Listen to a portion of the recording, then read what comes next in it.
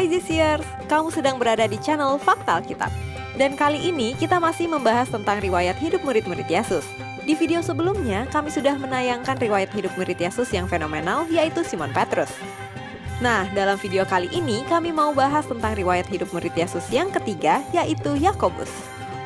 Sebelum kita mulai, jangan lupa di-subscribe dulu ya. Ada dua Yakobus dalam daftar 12 murid Yesus. Yang pertama adalah Yakobus anak Zebedeus, yang kedua adalah Yakobus anak Alfeus. Yang kita bahas kali ini adalah Yakobus anak Zebedeus. Nama Yakobus berasal dari bahasa Yunani Lakobos yang diambil dari bahasa Ibrani Yakov atau Yakub, artinya penipu. Nama Yakobus kemudian diberi makna baru, yaitu Tuhan melindungi. Ketika Yesus berdoa sepanjang malam dan memilih 12 muridnya untuk menjadi rasul keesokan paginya, Yakobus adalah orang ketiga yang disebutkan setelah Petrus dan Andreas dan sebelum Yohanes. Nama ayahnya adalah Zebedeus. Bersama saudaranya, Yohanes, ia dipanggil menjadi murid Tuhan Yesus ketika mereka sedang menjala ikan. Teks-teks Injil tidak memberikan informasi tentang berapa umur Yakobus ketika ia menjadi salah satu murid Yesus. Yakobus datang dari desa nelayan di sepanjang Danau Galilea. Referensi dalam kitab Markus 1 ayat 20 tentang orang-orang upahan ayahnya, Zebedeus, menunjukkan bahwa keluarganya relatif makmur. Yang menarik, Yakobus adalah kakak kandung Yohanes dan hampir dipastikan bahwa mereka berdua adalah saudara sepupu dari Yesus. Salome, ibu mereka, adalah saudara Maria. Tuhan Yesus menggelari Yakobus sebagai Boanerges yang berarti anak-anak guru. Mungkin hal ini menunjukkan karakternya yang agresif dan berwatak keras. Yakobus termasuk murid Tuhan Yesus yang sangat bersemangat dan ambisius. Beberapa hal yang pernah dicatat dalam Alkitab yang menunjukkan karakter Yakobus yaitu sebagai berikut. Ia berani mengungkapkan pikiran yang cenderung mengabaikan orang lain di sekitarnya, antara lain meminta untuk duduk di sisi Yesus jika kelak memerintah sebagai raja dan menyanggupi untuk meminum cawan penderitaan yang disampaikan Yesus. Meminta izin kepada Yesus agar mereka menyuruh api turun dari langit untuk kemusnahan suatu desa di Samaria karena menolak Tuhan Yesus melewati wilayah mereka dalam perjalanannya menuju Yerusalem. Yakobus, juga Simon Petrus dan Yohanes menjadi saksi penting dalam pelayanan Tuhan Yesus, antara lain ketika kebangkitan anak Yairus, Yesus dimuliakan, dan perubahan wajah Yesus di atas bukit menjelang kematian Yesus disalib.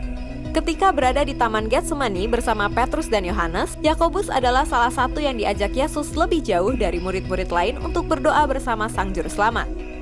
Walaupun Yakobus termasuk murid yang dekat dengan Tuhan Yesus, ia tetap mempunyai temperamen yang berapi-api dan kasar. Namun, hal itu tidak menghalangi Yesus untuk menarik Yakobus ke lingkaran terdekatnya. Karena sikap ambisiusnya, Yesus menyampaikan pesan tentang bagaimana seseorang yang ingin menjadi besar di kerajaan Allah harus belajar untuk menjadi pelayan untuk orang lain dan menempatkan mereka di atas kebutuhan dan keinginan seseorang. Tidak hanya Yakobus yang ditegur karena ambisinya mencari kemuliaan mereka sendiri, dalam kesempatan itu pula, murid yang lain juga ditegur karena cemburu dengan sikap Yakobus. Bagaimana akhir hidup dan kisah kematian Yakobus? Walaupun tidak tertulis dalam kitab para rasul dan tidak tertulis dalam tulisan gereja kuno, banyak yang mempercayai Yakobus berangkat menuju Hispania dan menyebarkan ajaran Yesus di sana. Ia mengadakan perjalanan menuju Galicia Spanyol, Guimares Portugal, dan Rates, kini Póvoa de Varzim, Portugal. Yakobus mungkin adalah rasul pertama yang mati demi imannya karena ia adalah salah satu yang paling belak-belakan. Yakobus adalah satu-satunya rasul yang kematiannya diceritakan jelas di Alkitab selain Yudas Iskariot. Ia tewas dengan cara dipenggal oleh Raja Herodes sekitar tahun 44 Masehi. Demikian fakta Alkitab tentang Yakobus. Buat kalian jangan lupa like, komen, dan subscribe video ini ya. Jangan lupa juga pencet tombol loncengnya supaya kamu bisa dapat notif saat kita update video baru. Nah, buat Zisiers yang ingin curhat atau ingin didoakan, kita punya sahabat Do4 yang bisa kamu hubungi di sini.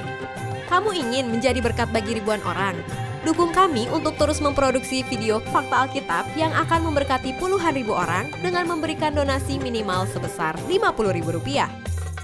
Kunjungi juga link di bawah ini ya, atau ke nomor WhatsApp 0878 7490 5248. Terus saksikan fakta Alkitab. God bless!